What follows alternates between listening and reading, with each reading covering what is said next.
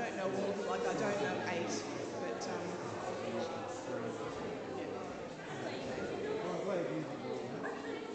Well, I haven't done it. I've read about it. I've got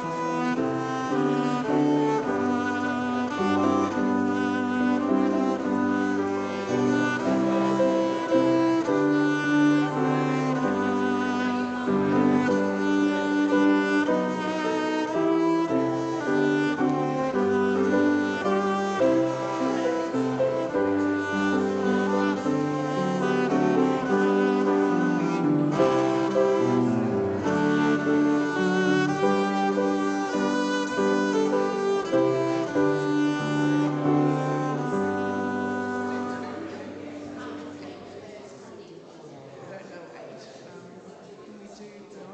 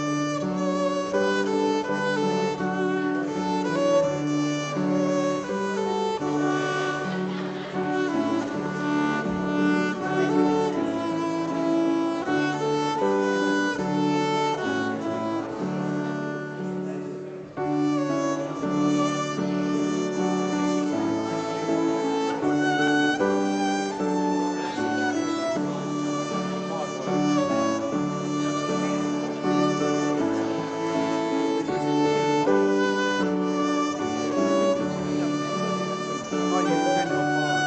I'm going to sit in my verse. Oh, is it? Okay, okay. Yeah. Daniel 5, Daniel chapter 5, verse 15.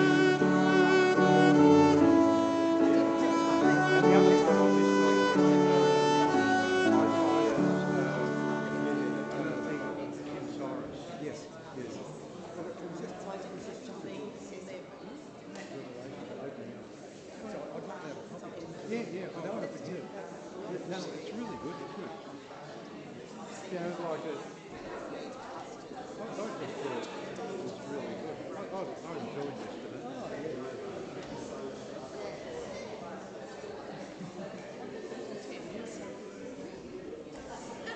Thank you. Morning. How are you? Good, thank you. How are you doing? Okay. Yep. Is that enough room there?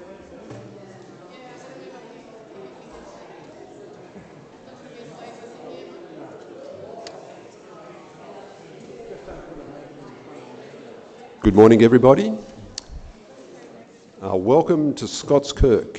I'm standing out the front because David is away, but whether you're here in the building or watching online, you are very welcome, and we're glad that you are with us. David is... I've wondered whether I'm actually going to try and say the name of the place that he's at, because I stumble across it every time, but he's in Yakandanda, which... For a Scotsman, if you can't get to Scotland on a regular basis, it's cold. It's cold down there, so he's going to feel at home. There's Annabelle's here. So yes, Annabelle, you should have got some coal as well, but it's a men's conference, so you might have stood out down at Yakandanda. So that's where David is today. So, but welcome everybody, and Cornelius will be preaching a little bit later in the service. But let us stand now, and we'll say our call to worship, which comes from Revelation chapter 5. In Revelation chapter 5, it's the angels in heaven standing around the throne, but we are going to stand and say the words that will appear on the screen, and after that we'll sing our first song.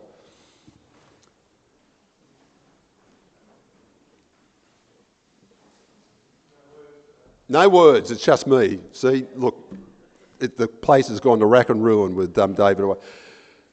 Let us lift our voices and exclaim that worthy is the Lamb who was slain to receive power and wealth and wisdom and might and honour and glory and blessing. Amen. And let's now sing our first song, Praise My Soul, the King of Heaven.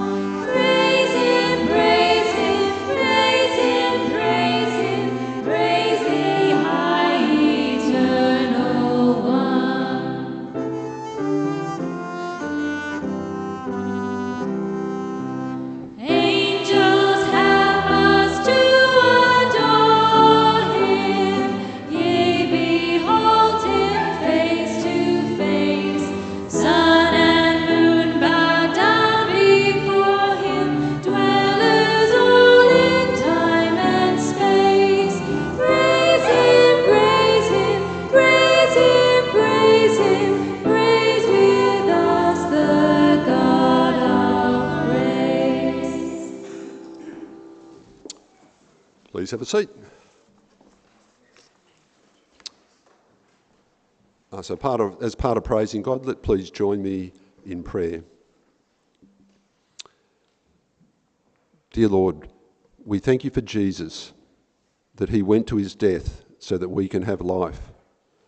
And because he went to his death, you have crowned him with glory and honour. Help us to live with him as our Lord. Help us to tell others the good news that they can have life because of his death. Help us to be a church that provides teaching and growth and encouragement for those who know you. And also help us to be a church that looks out to reach into our community with the great message of salvation. Help Cornelius this morning to faithfully preach your word. And also help David to faithfully preach your word at the Yakandanda Men's Conference. Amen. We are now going to say together this confession of sin, which comes from Psalm 25. Remember, O Lord, your great mercy and love, for they are from old. Remember not the sins of my youth and my rebellious ways.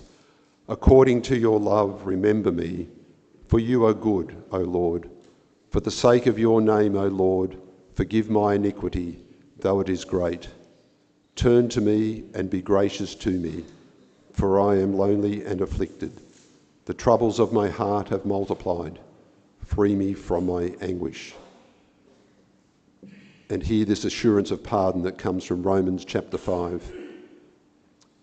But God demonstrates his own love for us in this: while we were still sinners, Christ died for us. Since we have now been justified by his blood, how much more shall we be saved from God's wrath through him? And we've been reading through the book of Isaiah, and we're up to chapter 43, and Judy's going to read verses 14 to 28 for us. Thanks, Judy.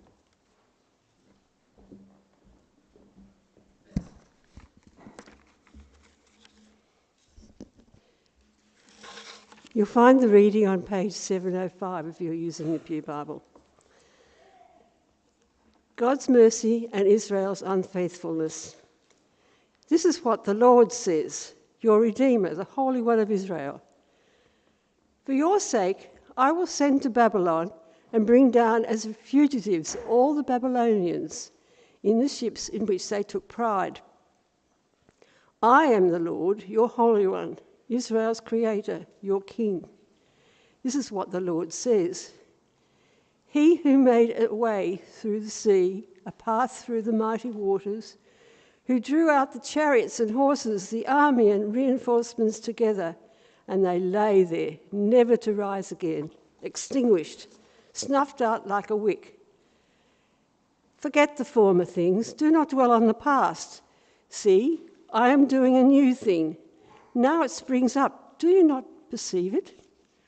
I am making a way in the wilderness and streams in the wasteland. The wild animals honour me, the jackals and the owls, because I provide water in the wilderness and streams in the wasteland to give drink to my people, my chosen, the people I formed for myself, that they may proclaim my praise. Yet you have not called on me, Jacob. You have not wearied yourselves for me, Israel. You have not brought me sheep for burnt offerings, nor honoured me with your sacrifices. I have not burned you with grain offerings. I have not burdened you with grain offerings, nor wearied you with demands for incense. You have not bought any fragrant calamus for me, or lavished on me the fat of your sacrifices.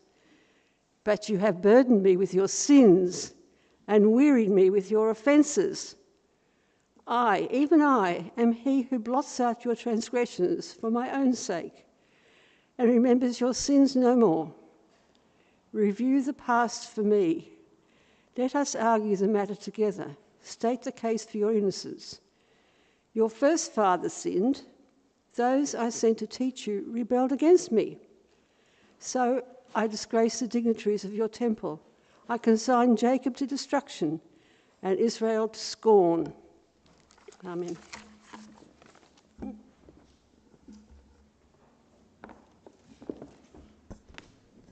So every week we have a country of the week. to better inform our prayers. And if you've been following the soccer, you might have heard of this country. It's called Spain. And I don't know if the details are coming up. If they're not coming up, well, I'm just going to have to make it up as I go. There's about 50 million people in Spain. You probably know it has a strong Catholic tradition, but in today it is more secular. There's still a strong Catholic part to the population, but it's quite a secular country these days. It's a very small, few hundred thousand evangelical Protestants. Some of the issues in Spain today include things like high unemployment. It has an ageing population, so the birth rate is quite low. So lots of people are dying and not many people are being born. And it's got problems similar to Australia, housing affordability and things like that. But let's pray briefly for Spain, not for the result of the soccer game tomorrow, which doesn't actually worry me one way or another. But please join with me in prayer for Spain. Father, we think particularly of our brothers and sisters in Spain who follow you. We know that numbers-wise they're a small part of the population, most of the population being either Catholic or not practising any faith. We pray for our brothers and sisters who follow you, that they can be a witness for you, and that they can be strong in their outreach, and that they can see people come to faith, particularly as people realise all the problems that exist in the country now, that they can turn to you and follow you, repent of their sins and live with you as Lord of their lives. Amen. We are going to continue with prayer with Cedric, who's going to come and lead us in prayer.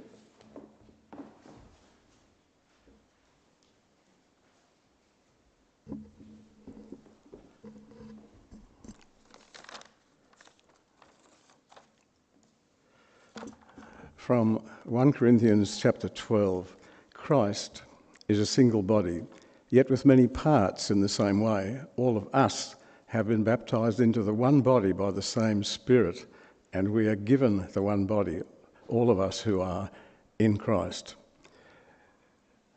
Let us pray together. Almighty God, our Father in heaven, we humbly come before you here today, in this place to praise you in worship and in song. We acknowledge you as the creator of all things and in all places, when you spoke eternal words into this world we live in. And you made us in your image and blessed us with many facets of this life, which we are still learning about from you.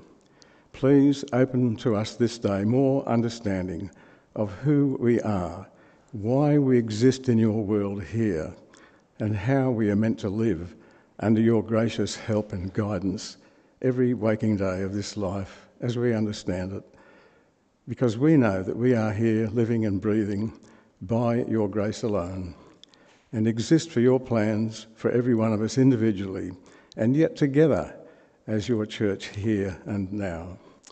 Father God, we bless you and thank you for all of your provisions to us, even as we observe a great mass of humanity not living well, with wars and with so many people abused and suffering, and with precious little people not receiving real truth of life and real learning so often, and many in dysfunctional and unwell homes. And many appear to grow in beliefs which seem so far away from your designed intent for real life. As such, God, we pray for this, our country, Australia, and so many countries in disarray, whose societies appear lost and with little hope for what we call human rights. Please be with us and be with the leaders of our country here in Australia, that truth and godly thinking will come to all those in places of power towards your righteousness as you gave us by the teachings of our Lord Jesus Christ. So, Lord, please open our minds and our hearts even this morning to be awakened by your word today, that we may grow in Christ, who is the way, the truth, and the life eternally for us to follow. Because we ask these things in his name, for your glory and your blessings to your people. Amen.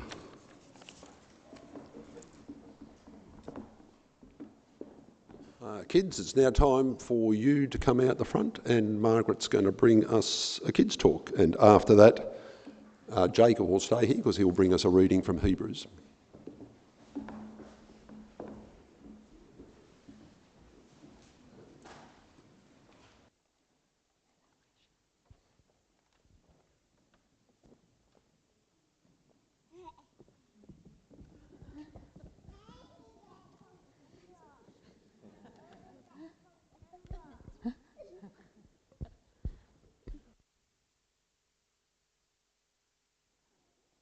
I'm not sure. Oh, yes, it is working. That's good. The light's gone off. Good morning, girls and boys. Last day of the holidays for some, or maybe not. It's the last time for me. And you're all so beautifully and warmly dressed. What have you got on, Mary? A dress. Nice dress. Yeah. And some leggings. Got some nice warm leggings on. What have you got on? Leggings as well. You've got leggings too. That's Yeah. right. And a nice warm shirt. What's Asher got on? He's got a nice. He needs a few more things. He's got a nice warm shirt on, and I can see Noah's a brave boy. He doesn't feel the cold. He's got some long trousers on. Yep. Leggings. Some leggings too. Yes. And your leggings, so are they made? They're made of material, aren't they? On your trousers, they're made of some nice warm material. So anything that you're wearing, it's made of something. So I've got some jeans on, and that's made of cotton, and I've got some boots on, and they're made of leather, and leather comes from animals. Everything that we can see is made from something. What do you think this pulpit's made of? What do you think, Noah? Wood. And where does the wood come from? Trees. Okay, it comes from trees, and we've got carpet here, and it's probably comes from wool. Where does wool come from? Would Esther know? Where does wool come from? Sheep. That's exactly right. Someone, when they created the what we're wearing, or the pulpit, or the carpet, they used something. They used a substance, either wool or wood or cotton, something like that. Now, when God created, he created everything that we can see, like the sun, the moon, the stars, animals, plants, fish, water, everything. Do you know what God used when he created? Everything. He did create everything, but you know what? He created everything from nothing. He spoke, and it came into being. How incredible is that? There was nothing to use. God created it all. And do you remember a few weeks ago we talked about the first thing that he created? What was it, Noah? Actually, it was Light. light. Do you remember we covered our eyes? And God said, let there be light. And then he created everything else out of nothing. No wool, no plants. He created them all. And when he'd finished creating everything, he said it was good. It was perfect. Wow. Creating everything from nothing, and it was perfect. How incredible is our God? Let's pray. Dear loving Heavenly Father, we thank you that you are all powerful. We thank you for your powerful word that created everything perfect. Amen.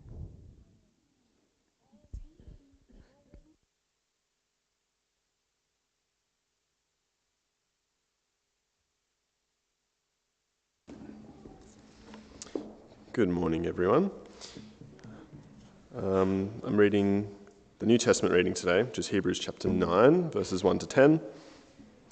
You can find that on page 1166 in your pew Bibles.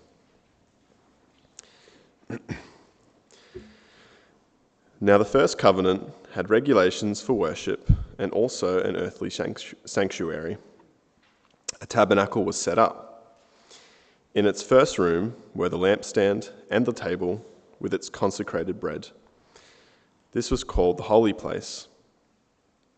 Behind the second curtain was a room called the most holy place, which had the golden altar of incense and the gold-covered ark of the covenant.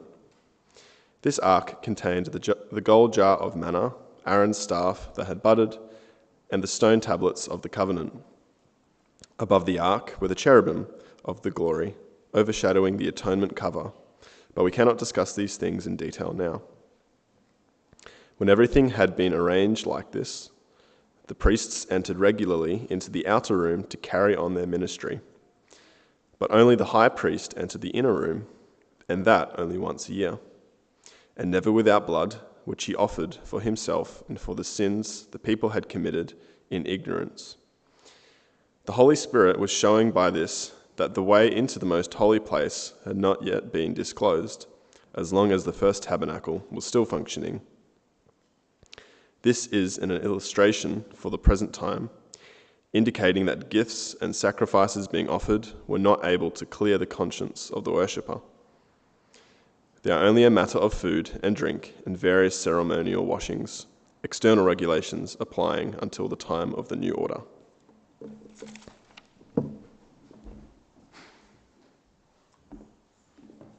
We are now going to stand and sing our next song, Yet Not I, but Through Christ in Me. And after that, Cornelius will come and speak to us.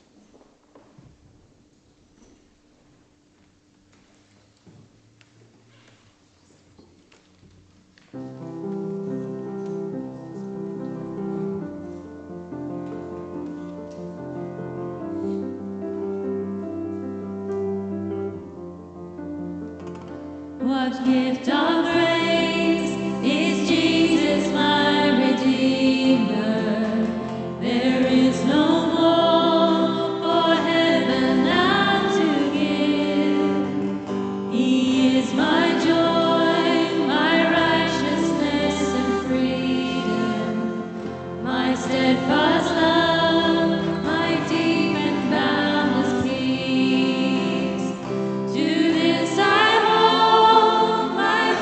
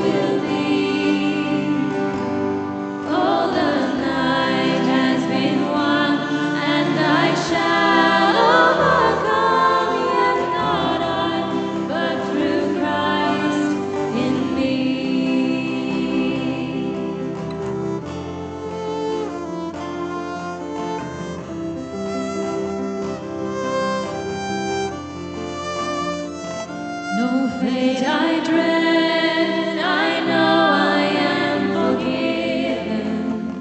The future sure, the price it has been paid. For Jesus bled and suffered for my pardon, and he was raised to overthrow the grave. To this I hold, my sin has been defeated. Jesus now and ever is my plea. Oh, the chains are released, I can sing, I am free, yet not I, but through Christ in me.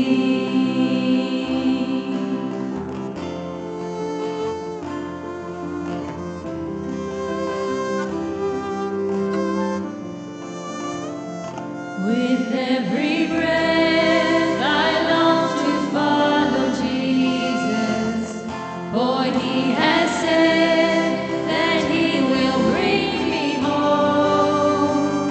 And day by day I know he will renew me, until I stand with joy before the throne. To this I hold, my hope is only Jesus. All the glory evermore to him.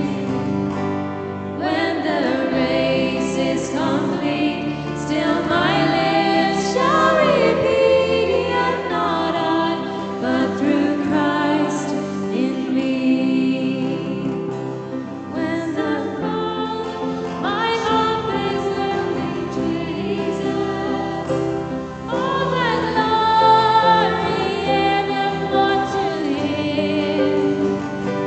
When the race is complete, still my lips shall repeat, yet not I, but through Christ in me. Yet not I is complete, still my lips shall repeat, yet not I, but through Christ in me. Yet not I, but through Christ in me.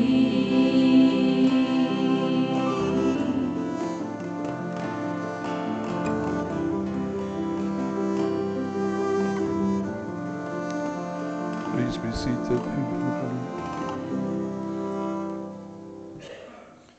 Good morning, everyone. I am here today as your elder. I'm not sure how many of you, if you had the chance again, would still vote for me. But here I am, and by the grace of God, it's a privilege, and I'm thankful to be here. And can I say, as your elder, of course, your first call always, if you need an encouraging word or for any other pastoral matter, is always David, your minister. But as elders, we are here to serve you. So please do call if you think we might be of help in some way. Brothers and sisters, it was really interesting to see that the reading this morning, Isaiah 43, hold that as the backdrop to the sermon this morning. That is exactly where Nehemiah springs from. After some time, the Israelites have been in exile, and God says he will send a force to take care of the Babylonians. And that history runs into Nehemiah. He sends a new king to overthrow the Babylonians, but we'll get to that. Over the next couple of months, or the time that David allots to me, as God sees fit with the time that I have preaching, I would like us to work through the book of Nehemiah. Every time I preach, For quite some time I will be preaching from Nehemiah. Why this book? Because I hope to show that Nehemiah is an Old Testament book, is part of the whole Bible. And even the Old Testament speaks to us specifically, even today, even in these times. There's a trend in the world that we are starting to neglect the Old Testament. But it's the Word of God. Paul describes it this way. He says, 2 Timothy 3 verse 16 to 17, all Scripture is inspired by God and is profitable for teaching, for rebuking, for correcting, for training in righteousness. Why? So that the man of God may be complete, equipped for every good work. As Christians, our purpose is to be equipped for good work. And the Bible teaches us to be exactly that way, all of us. On a practical level, I believe the book of Nehemiah reminds us that we are again living as exiles in this time that we live, in a strange land no less, trying to make sense of the culture that surrounds us. Of course, that's specifically or particularly evident in those people who have come from strange lands and are now living here as the citizens here, much like Nehemiah did, interestingly. We are exiles, and in our confusion, we are confused and we're trying to make sense of the world around us. As Christians, brothers and sisters, whether we live aware of these things, we are in this world, but we are not of it. In our hearts of hearts, we know that things are not as they should be. And I think we long for comforting, for a reassuring message from God, no less, an all-powerful, almighty God, to encourage us to keep on, to live according to the way God wants us to live. I think that's why you're here this morning. So why specifically Nehemiah then? Because I believe that we need to be reminded of what the main point is that Nehemiah is trying to make, or not trying to make, that he makes. The main point Nehemiah makes is this. It's the encouraging message that we long to hear. It's this: God fulfills his covenant promises through divine power and blesses us and sustains us. Now think back of that passage in Isaiah. How God raises up foreign armies to move his people to remember that he is God. And he never gives up on us. He finds us and he says to us, you are mine, now live that way. Maybe before we carry on then, with that main message in mind, let us pray that that is the message we will hear this morning from the book of Nehemiah. Let's pray. Lord God Almighty, O Father, let the book live for me. Show me myself in the book. Show us ourselves in your book, Lord, and show us Jesus, our Savior. And let the book live for me. Amen. If you will, take up your own book, your Bible. I think the Pew Bible, the pages, I just had a quick look, it's 469 in the Pew Bibles is where you will find Nehemiah. And by the way, if you would like your own Bible and you don't have an own Bible, David always says so. Let us know. I'm sure we can make a plan.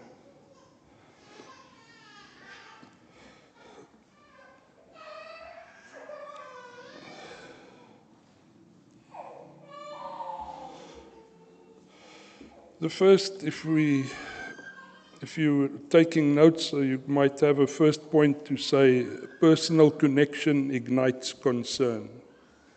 Personal connection ignites concern. I'm in Nehemiah, and we look at Nehemiah 1, verse 1. The words of Nehemiah, son of Hakaliah, during the month of Kislev, in the 20th year, when I was in the fortress city of Susa. This is the simple introduction to this book. This opening simply tells us that something happened to an oldish man at this stage. Nehemiah is about 70 years old at this point, maybe a bit older. And something is about to happen to him. He's about to receive a visit which would have a profound impact on this man. But I think we should go slowly, since I'm going to preach through the whole book, and it doesn't really matter how much time, it all depends on when I get the next opportunity. But for that reason, you do have to try and remember where we end every time. Otherwise, I will try and remind you as well. Here's Nehemiah. He's about 70 years old. Who is this Nehemiah? His father, Nehemiah, is a Jew through and through. He's part of the chosen people of God. The people who once served God faithfully. That's the whole background to this. But then they had started reneging. They had started serving false gods. But Nehemiah's father, Hakaliah, was a Jew who once served God, living in the promised land. And then they started going to high places, bowing down to false gods. And God would have none of it. God will never be satisfied. The law says it, thou shalt have no other gods before me. And brothers and sisters, in our time there are so many false gods, disguised in wonderful ways. But think about these things as we carry on. Try and make a comparison as I preach throughout this Bible, because it's an Old Testament book, but it speaks to us today. God would have none of it.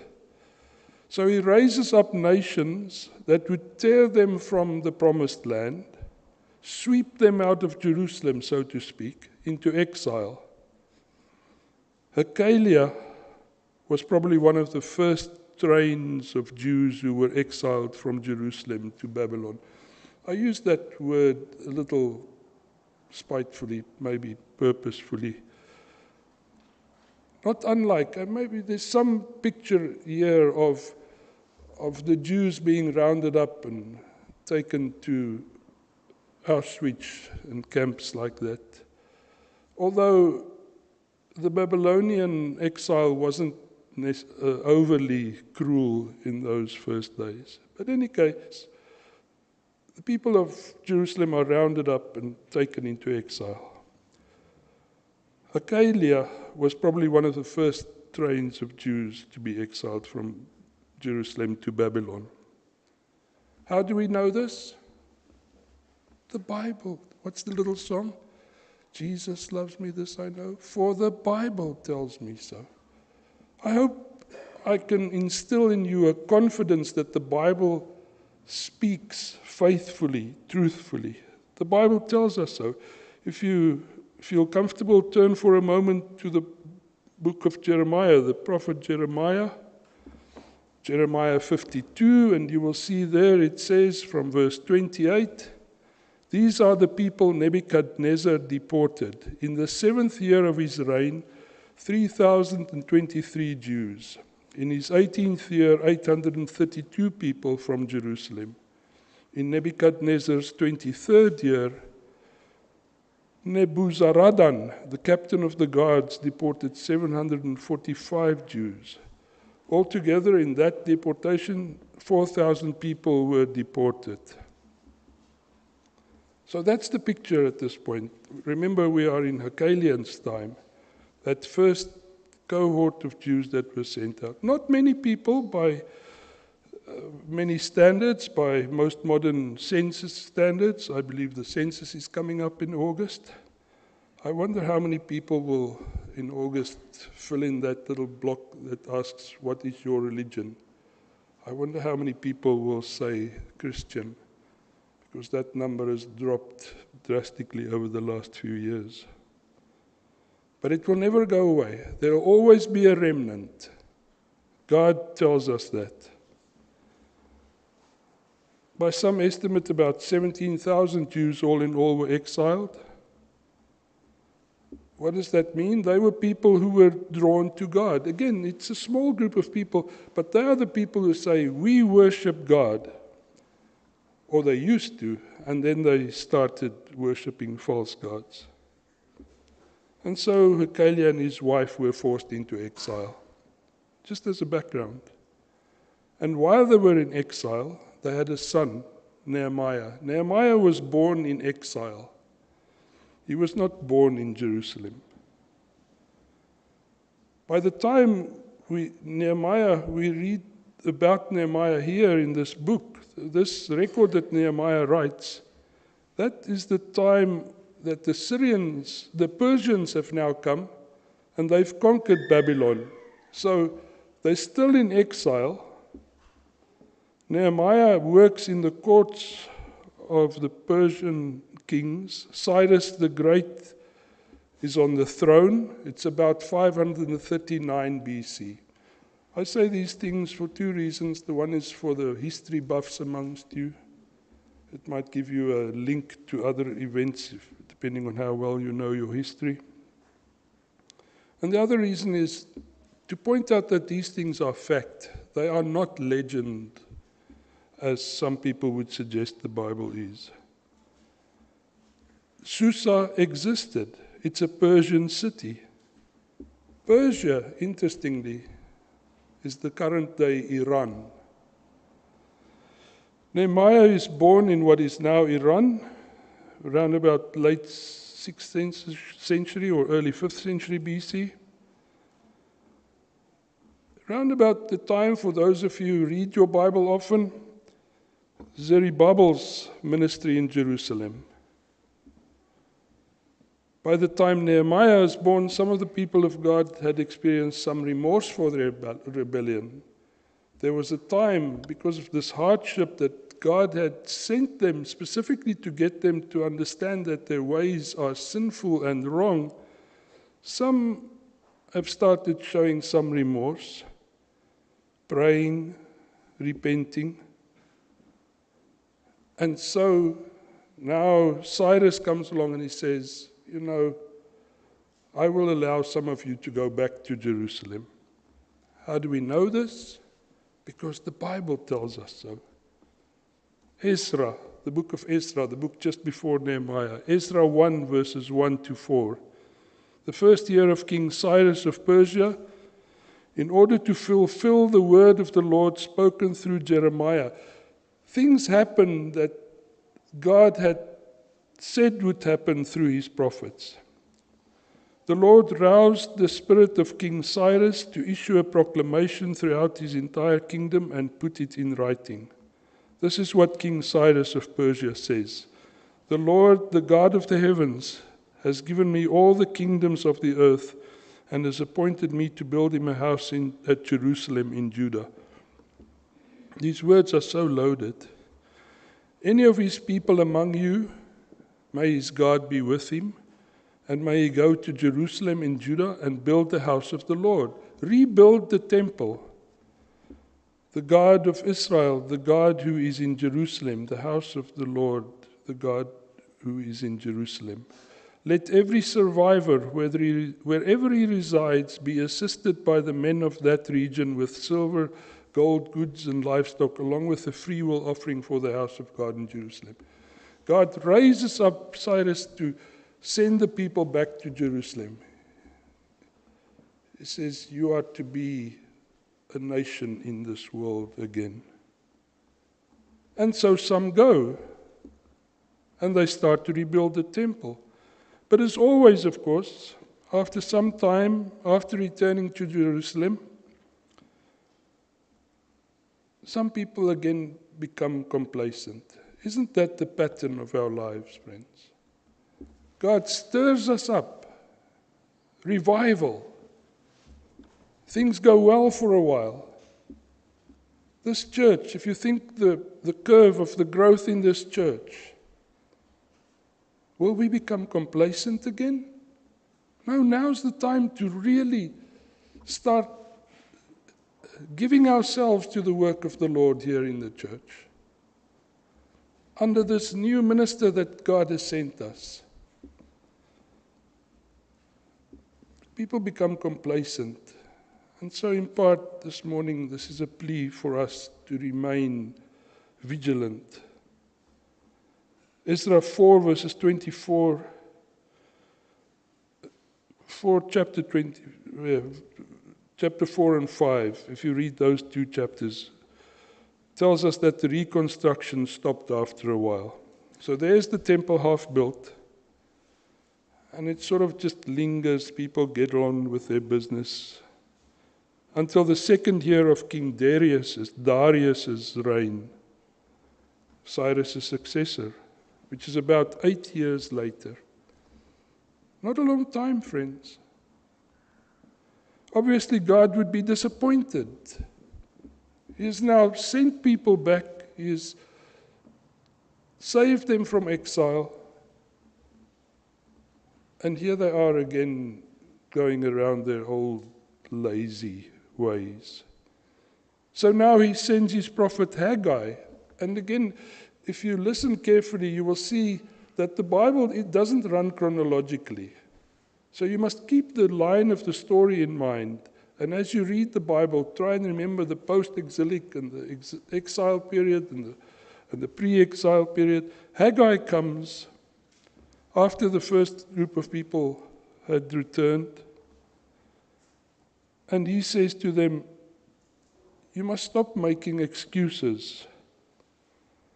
God is not satisfied with your laziness, with your lack of enthusiasm for his case. What were the people saying at that time? See if this doesn't sound familiar. Haggai 1 verses 1 to 2 verses 9 tells the story. But they were saying something like, but we're really going to get around to becoming good working Christians. But here are the words. The time is not right to rebuild God's house now. To sacrifice in the temple again. To give ourselves to the worship of God again, as the folks of old used to do. God says, no, that won't do. Brothers and sisters, how long will we tarry? The proverbial temple again lies in ruins. I was talking to Douglas earlier, and he reminded me of the fact that there was a time when there was an earthquake here, and the buildings were ruined, and the many walls had fallen down. That's the picture. It's a spiritual picture, of course. But the walls of the church, to a large degree, is in tatters.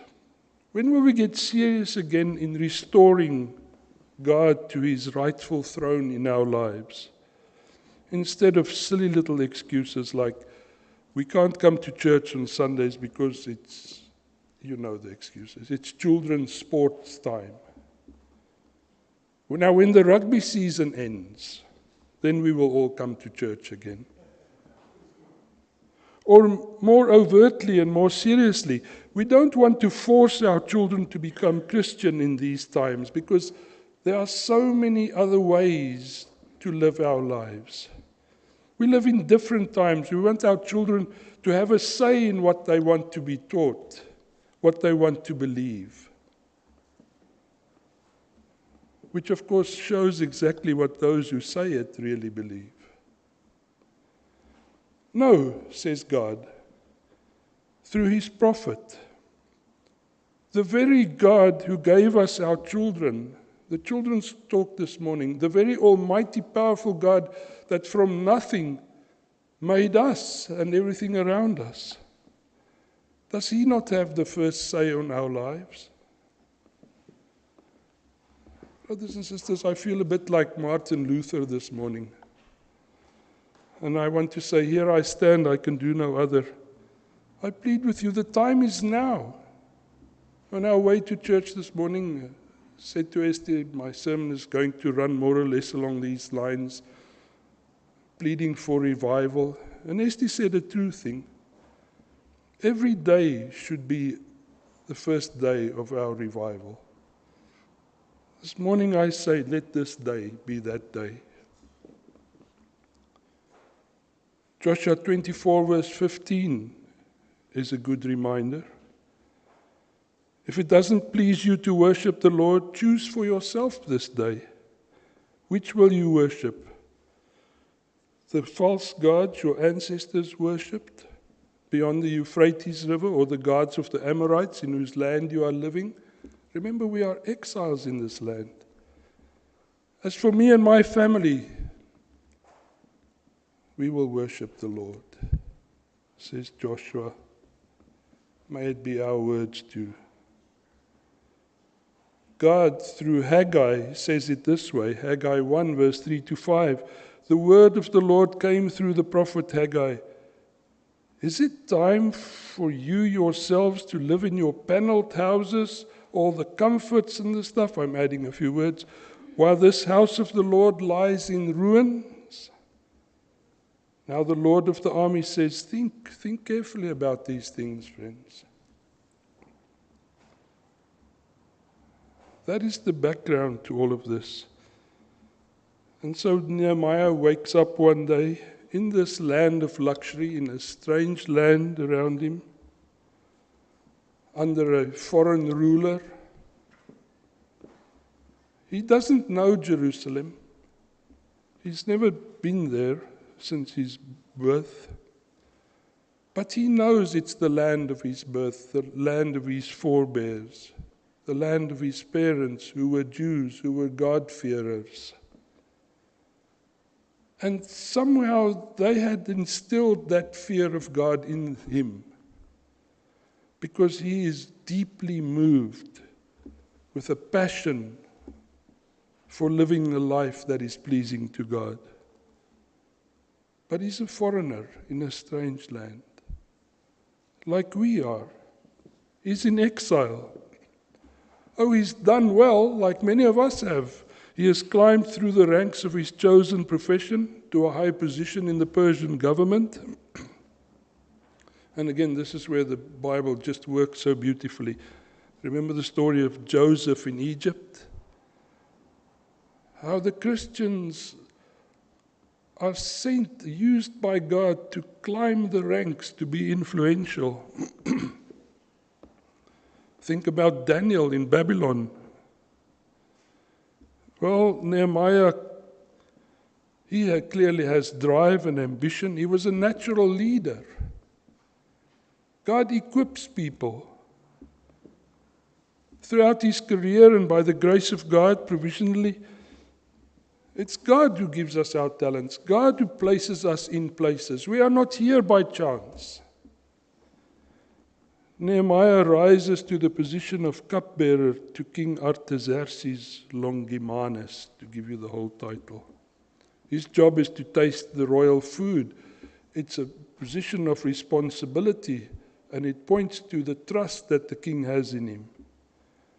And because of this trust, they build up a friendship, and because of this friendship, this relationship that they have, this Jew cupbearer and the Persian king, from this position, we will see, we won't get to that this morning, but it is because God has placed him there that he is able to say to the king, can't you help us do something about the state of the walls in Jerusalem where the temple lies exposed?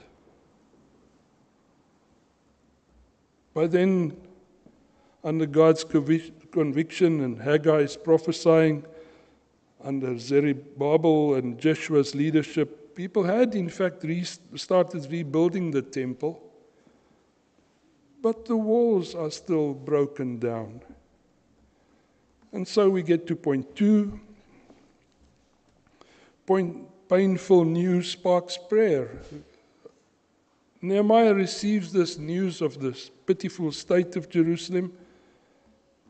And what does that result in his life? He hears, he must have heard that the temple had been rebuilding. And so the first thing he does when he receives the visitors, he asks them, how's things going in Jerusalem? Brothers and sisters, again, let's just step away from a moment from that scene on the stage. I hope that you have in your heads of Nehemiah there with his visitors, and just focus on the fact that Nehemiah asks about the state of affairs in Jerusalem. When last did you inquire about things, Christian things, church things, about the state of the nation against the backdrop of the fact that we are church in this world that we live? Are we concerned for the fact that so many people have not heard the word of God? Have you asked about the state of the church? This past week was our General Assembly, and it was in many ways a gloriously blessed assembly. I think in so many ways the church has come back to a degree, won't you agree, to a biblical truth and understanding of God's reign. Do you know about these things? Is it important enough for you to include these things in your daily inquiries about the state of affairs? I'm sure David's going to tell you all about this soon. He said he would. And then in the church, brothers and sisters, talking about, inquiring about each other. How much do we know about each other? This small band of brothers and sisters who we say we love one another and we care about one another. Do we inquire about people, whether they are lost and lonely or afraid? See, this is the way God wants us to live in this world, as you will see as we end this sermon. Nehemiah asks about the state of affairs in Jerusalem, and the response he gets is truly disturbing. And if you ask brothers and sisters, you might be shocked to hear how much concern we should have for so many things in this world. I'm not suggesting we live our lives worry-warts and in sackcloth. On the contrary, we have an almighty God that says to us, in this chaos, I will never let you go.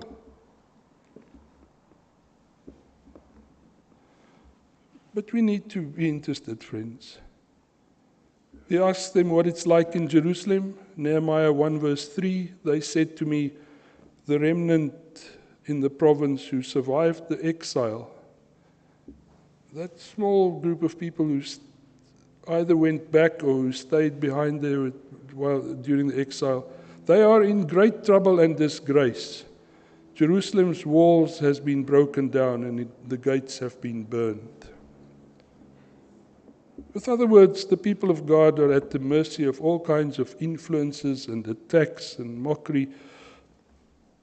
The wall that was meant to protect them lies in ruin. Friends, and then this, by the way, we're only doing 4 verses, so take heart.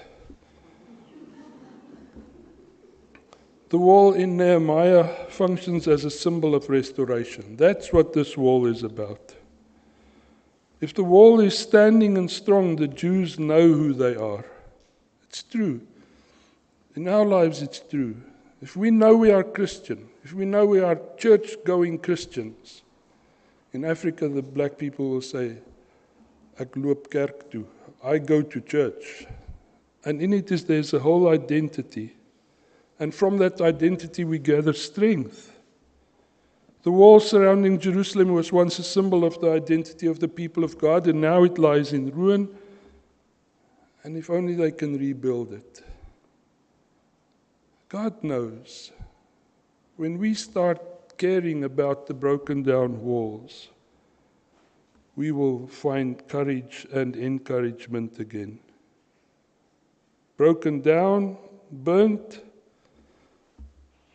the gates represent only the once striving community's disgrace. I went to Europe recently, not so recently, last year I think.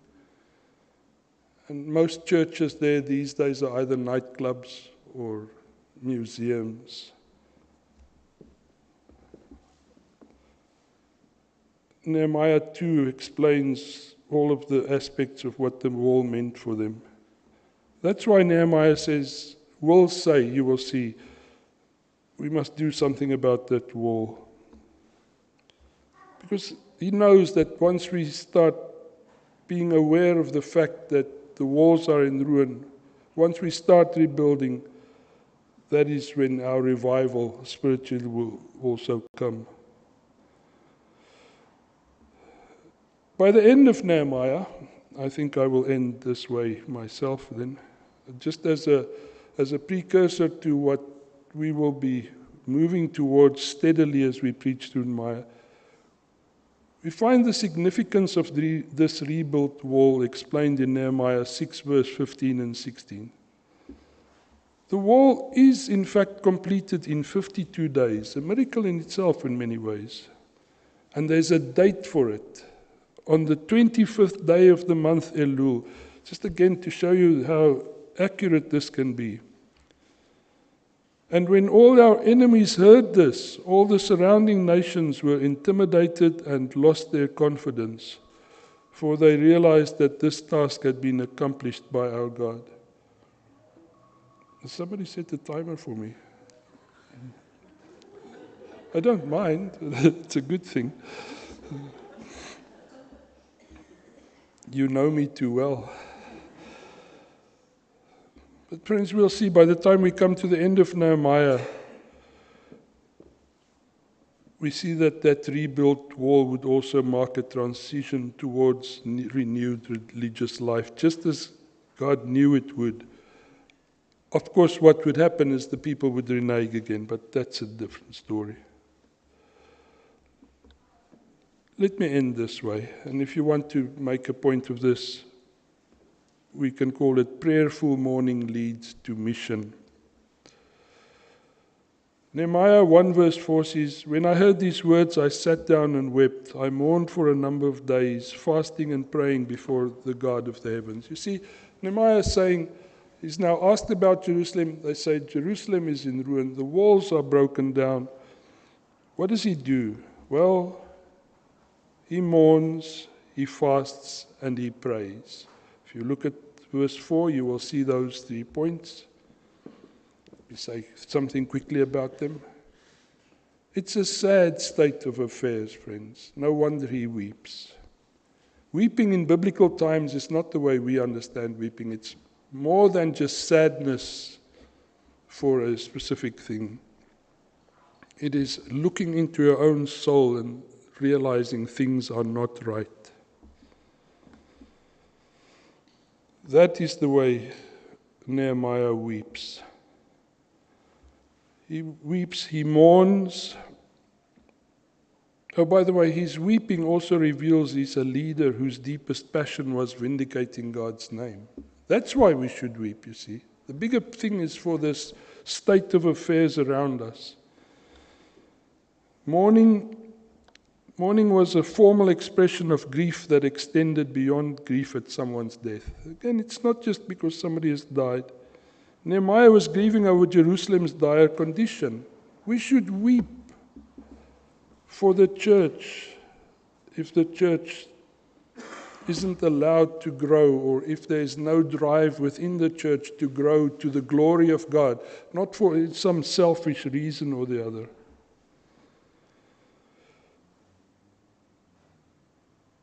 You know, let me just say something. This state of our hearts, this week at Assembly, there's one thing that disappointed me, Joanna, you know, and I know it's rather insensitive of me to say these things. But have you ever seen, brothers and sisters, and I'm sorry, I don't mean to this as an insult to anybody who maybe does this as well. But you know, our posture demonstrates our earnestness with our faith. At assembly this week, I saw leaders in the church. They're called to pray, and they go like this. They pray with their hands in their pockets. It's not a big thing. But to me, it feels like it shows something of how we don't think about to whom we are praying. This Almighty God. Bow down before God. Nehemiah mourns and weeps. And then he prays. Again, praying is a whole sermon by itself. But I will end today by praying. Let me apply this. I've seen David do it this way, so I thought I might just continue in the same way. Here's the application, I think. Loved ones, we live in a strange land in strange times. Don't be so overrun by it that you don't notice it anymore. We are exiles in this world. Peter says it's to be expected. 1 Peter 2 verse 11, I urge you as strangers and exiles to abstain from sinful desires that wage war against the soul. 1 Peter 1 verse 1, Peter, an apostle of Jesus Christ, to those chosen living as exiles, dispersed abroad in Pontus, Galatia, Cappadocia, Asia, Bithynia, chosen to be obedient and to be sprinkled with the blood of Christ. Exiles, Newcastle, Sydney. 1 Peter 1 verse 17, conduct yourselves in reverence during your time living as strangers.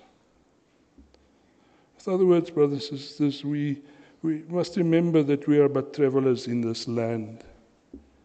And by grace alone, through faith alone, it will show that we know who we are by the way we live and as we find our way back to the promised land.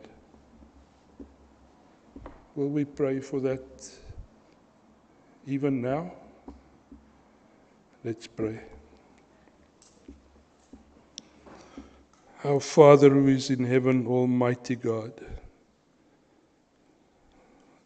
the God who knew this moment before we arrived here this morning, indeed before we were born, and that has given us your word, your book, so that we can know what is happening around us and how we can find our way back to you. God Almighty, strengthen us, teach us, keep us on the right path, keep us strong and brave. Let us stand up for your glory, Lord. Let this church, all churches, but Lord, I pray for this church specifically this morning. Let us be a beacon, a shining light, a place where we encourage one another, a place that will become a place of refuge for the world. We pray these things in Jesus' name. Amen.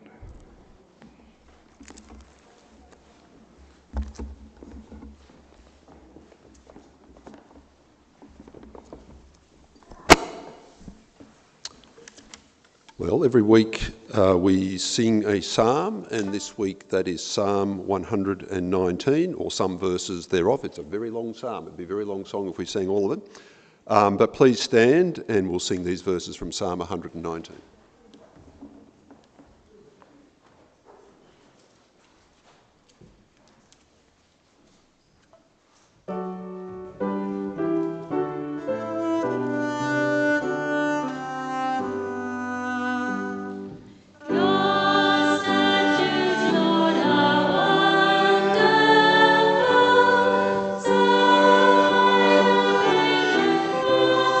Wonderful, so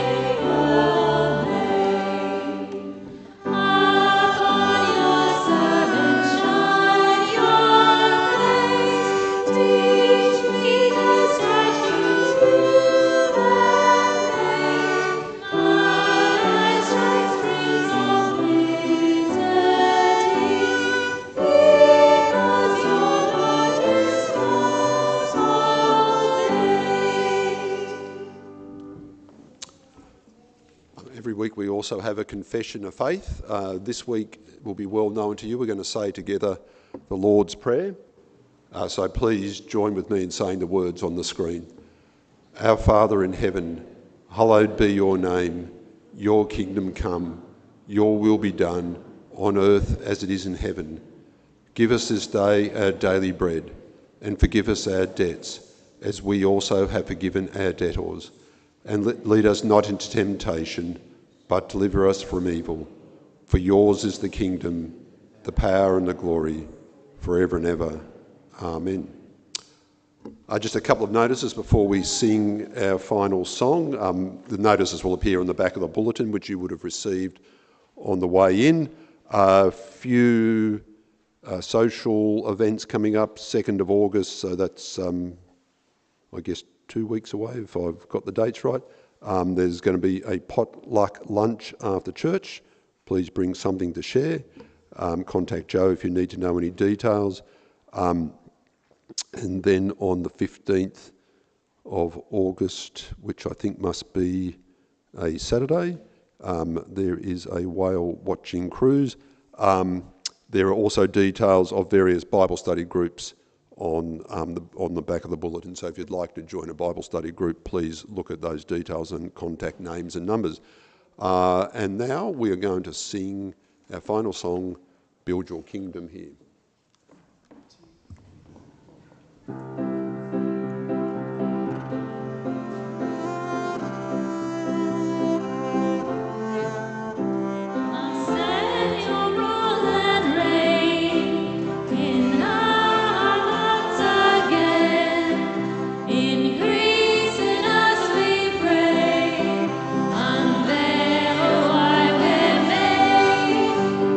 Set our hearts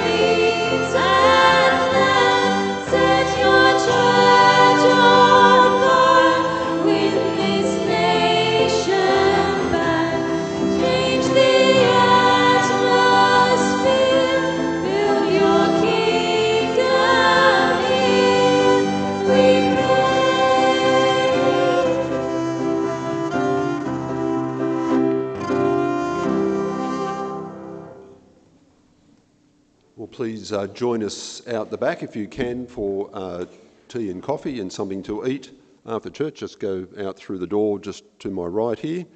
But we'll close now by saying this, I'll say this benediction.